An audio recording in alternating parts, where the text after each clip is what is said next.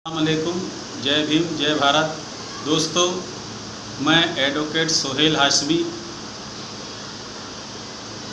प्रदेश महासचिव कुल हिंद मजलिस इत्तेहादुल मुस्लिमीन मध्य प्रदेश।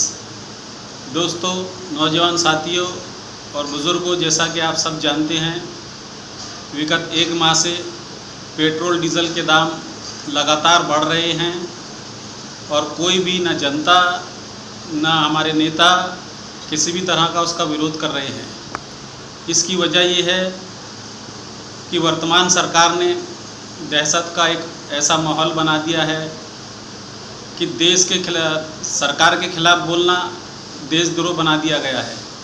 लेकिन दोस्तों, अगर आपने और हमने सरकार के खिलाफ बोलना और देश के खिलाफ बोलना इसमें अंतर नहीं किया तो इसके परिणाम हमें भुगतने पड़ेंगे।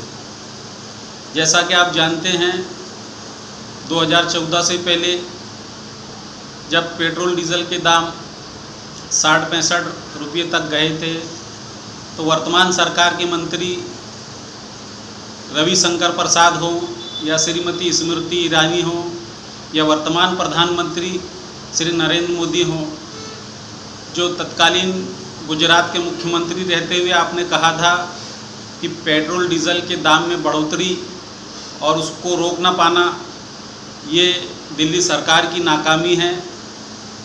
तो क्या उनके कहे गए शब्द आज उन पर लागू नहीं होते हैं क्या?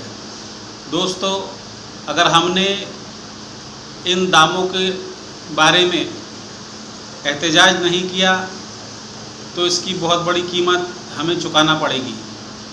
वर्तमान सरकार कह रही है कि पेट्रोल डीजल के दाम बढ़ाना हमारे हाथों में नहीं है।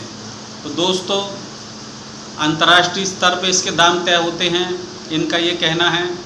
तो अंतर्राष्ट्रीय स्तर पे पेट्रोल डीजल के दाम आज बहुत ही कम हैं, लेकिन हमारे यहाँ सबसे ज़्यादा पेट्रोल डीजल के दाम हो चुके हैं। यहाँ तक कि अब हम हमारे पड़ोसी देश पाकिस्तान को देखें, जिसके बारे में हमारे पत्रकार और नेता उससे तुलना करते रहते हैं हमारी हर बात में, जबकि वो हमारे मध्य प्रदेश से भी छोटा है। वहाँ की सरकार द्वारा पेट्रोल डीजल के दामों में 30% 30 रुपये की कमी की गई है। तो क्या वजह है कि हमारे वहाँ ऐसी कमी नहीं की जा रही है?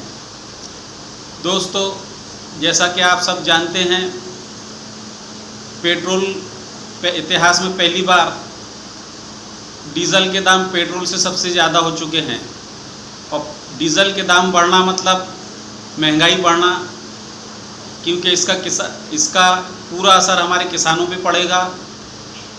किसानों पे इसका भार पड़ना मतलब सब्ज़ी वगैरह, फल वगैरह और अनाज जो है वो महंगे होंगे, जिसकी मार हम गरीबों पर पड़ेगी।